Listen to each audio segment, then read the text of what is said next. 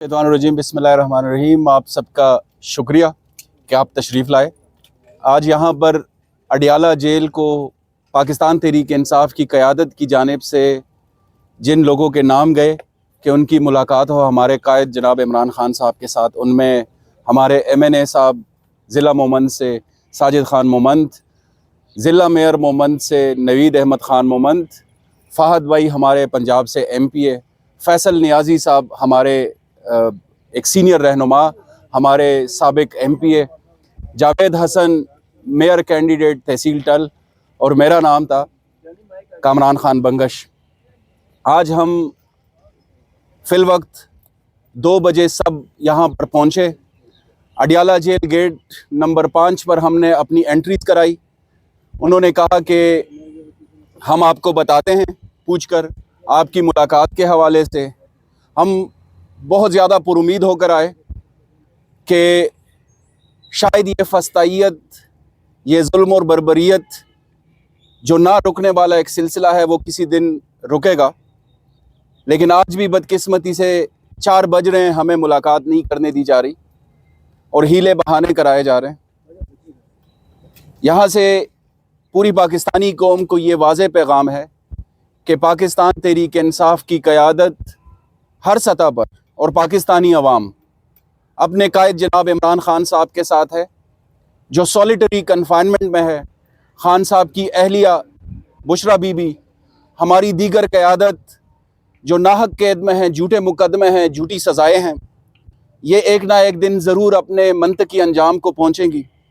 8 फरवरी को पाकिस्तान तहरीक इंसाफ का मैंडेट जो 2/3 था, उसके ऊपर डाका डला।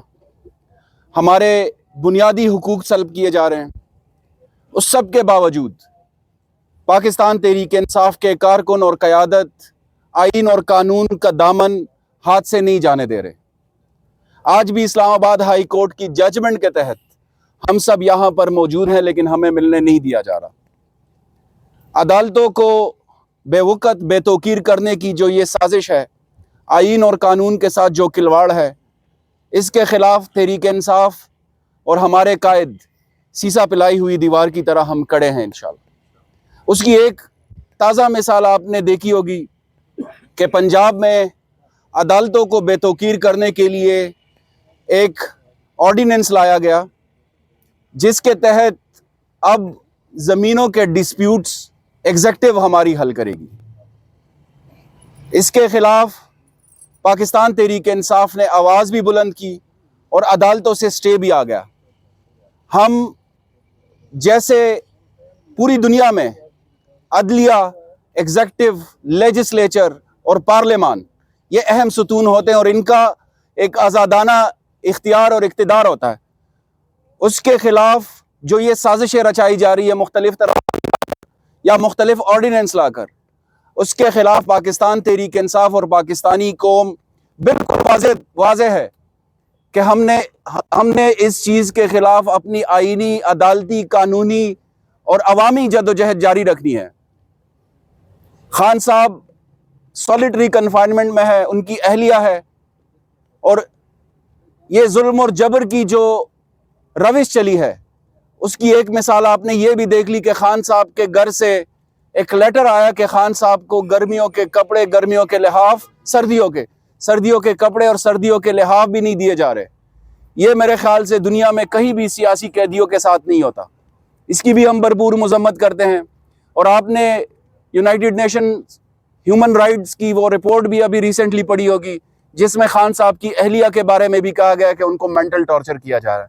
उसकी भी हम भरपूर मजम्मत करते हैं। ये जो हमारी जद्दोजहद है, इसमें ख्वाह वो तहरीक इंसाफ की क़यादत हो या तहरीक तहफ़्फ़ुज़ आईन पाकिस्तान की हो, उसके पीछे पूरी कौम खड़ी है। और जब तक ख़ान साहब का एतमाद है, पूरी पाकिस्तान तहरीक इंसाफ और पूरी पाकिस्तानी कौम हम अपनी क़यादत के पीछे मुत्तहिद, मुत्तफ़िक और मुनज़्ज़म है। बहुत शुक्रिया आपका। MNA ऑर्डर, पाकिस्तान के आइन और कानून की बहाली, जुडिशरी, पार्लियामान, एग्जेक्टिव, सब के लिए आइन और कानून ही हमारा वाहिद दस्तावेज़ है और उसी के तहत इंशाअल्लाह फैसले होंगे। आखिरी सवाल मुझसे ले लीजिएगा। ख्वाजा साद रफीक कहते हैं कि मैंने अपने बाप के कातलों के साथ टेबल टॉक की है, तो इमरान खान साहब क्यों नहीं बैठते?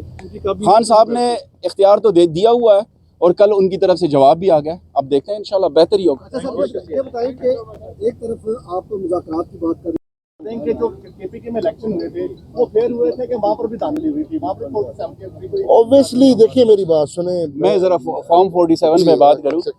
پشاور میں 8 صوبائی حلقوں پر ایک قومی حلقے پر بدترین دھاندلی ہوئی, اور اس کی آپ نے رپورٹس بھی دیکھی, فارم 45 بھی ہم نے آپ سب کو دکھا دی ہے.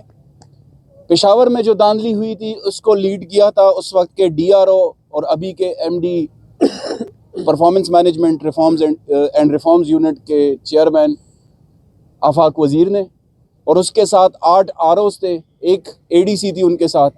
وہ انہوں نے لیڈ کیا اس آپریشن کو 8 اور 9 فروری کی رات پر. اور پورے پشاور میں ہی نہیں, پورے خیبر پختونخوا میں کرپشن کی, نوٹوں کی, ریل پیل کی باتیں پھر رہی ہے, ایلیگیشنز ہیں. ہم سب لوگ پشاور کے 8 ایم پی ایس کے کینڈیڈیٹس اور ایک ایم این اے کے کینڈیڈیٹ, ہم سب لوگ ابھی بھی الیکشن ٹریبیونل میں ہیں. تقریباً 700 دن ہو چکے ہیں, ہم اپنی سنوائی کے منتظر ہیں. یہ بتائیے گا آپ سارے ہاں جی بتائیں. بٹی صاحب کریں آپ. ابھی تو بالکل واضح ہے کہ خان صاحب نے جو اختیار دیا ہے محمود خان اچکزئی صاحب کو, علامہ راجہ ناصر عباس صاحب کو, مصطفیٰ نواز کوکر ہے. تحریک تحفظ آئین پاکستان کے پاس اختیار ہے. پاکستان تحریک انصاف جو ہے ان کا بھی, ہمارا بھی, سب کا اختیار ہے ان کے پاس. جو فیصلہ ہوگا مذاکرات کے حوالے سے ہم ان کو من و ان تسلیم کریں گے. کمران بنگل صاحب ایک پارٹی کے قائد کو ابھی شاید لگتا ہے کہ ان کو لمبی سزائیں ہوئی ہیں اور ابھی کوئی سزا بھی نہیں ہو رہی. آپ لوگ کیا سمجھتے ہیں کہ پارٹی کی قیادت اب کس کے پاس ہونی چاہیے, کیونکہ جو اس وقت پارٹی کی قیادت ہے وہ مؤثر ثابت نہیں ہو رہی. کیا آپ سمجھتے ہیں کہ علیمہ خان صاحبہ کو آگے آ کر پارٹی سے جس کے اوپر بھی خان صاحب کی طرف سے اعتماد کا اظہار ہوگا, لیڈر تو ایک ہی ہے. جس کے نام پر 8 فروری کو ووٹ پڑا, جس کے نام پر لاکھوں اور کروڑوں لوگ نکل آتے ہیں, لیڈر تو وہی ہے جو ابھی اڈیالہ جیل میں قیدی نمبر 804 ہے. ان کا جن کے اوپر اعتماد ہوگا, پاکستان تحریک انصاف کا ہر کارکن, ہر لیڈر اور پاکستانی عوام کا سر تسلیم خام ہوگا. کمران بگے صاحب ایک بتائیں, بار بار آپ کہتے ہیں کہ مذاکرات کے لیے جو بنائے ہیں محمود ابھی نواز کھوکر کا نام بھی آپ نے لیا ہے, لیکن دوسری جانب فواد چودھری کا جو گروپ ہے وہ کہتے ہیں ان کے ہاتھ میں کچھ نہیں ہے, یہ ملاقات کریں گے بھی تو کوئی فائدہ نہیں ہے, کیونکہ خان صاحب کو یہ نہیں جانتے, خان صاحب انہیں نہیں جانتے, اور ہم جو ہے خان صاحب کو منا لیں گے. بہت زیادہ قابل احترام ہے میرے لیے فواد چودھری صاحب بھی, اسد عمر صاحب بھی, اور جو لوگ بھی 9 مئی کے بعد پارٹی چھوڑ کر گئے تھے, وہ ایز اے ہیومن بینگ ہمارے کولیگز رہ چکے ہیں, ہمارے ساتھ اکٹھے سفر کیا انہوں نے. لیکن ان کی واپسی کا فیصلہ ابھی تک خان صاحب نے نہیں کیا. خان صاحب اور پاکستان تحریک انصاف کی جو ہماری اپنا ایک نظم و ضبط ہے, ہماری سینٹرل ایگزیکٹو کمیٹی ہے, کور کمیٹی ہے, پولیٹیکل کمیٹی ہے, ہماری صوبائی قیادتیں ہیں 4 صوبوں میں, گلگت بلتستان میں, آزاد کشمیر میں. خان صاحب مشاورت پر اور خان صاحب کنسلٹیشن پر یقین رکھتے ہیں. خان صاحب کا جو فیصلہ ہوگا وہ مشاورت سے ہوگا, اور اگر ان کی واپسی ممکن ہوئی تو پاکستان تحریک انصاف کے کارکن اور پاکستان تحریک انصاف کی لیڈرشپ اس کے بارے میں جواب دے پائی. آخر میں یہ بتا دیں, فیلڈ مارشل عاصم منیر کے بغض میں عمران خان صاحب آصف علی زرداری اور نواز شریف سے ہاتھ ملانے پر راضی ہو گئے ہیں. کسی کے بغض میں نہیں, پاکستان کی بہتری کے لیے ہے.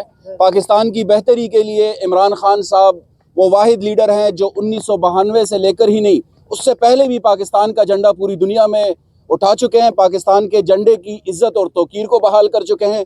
جن لوگوں کی آپ بات کر رہے ہیں وہ شاید اس وقت پیدا بھی نہیں ہوئے تھے, ان کا نام و نشان بھی نہیں تھا جب عمران خان صاحب اس قوم کو لیڈ کر رہے تھے.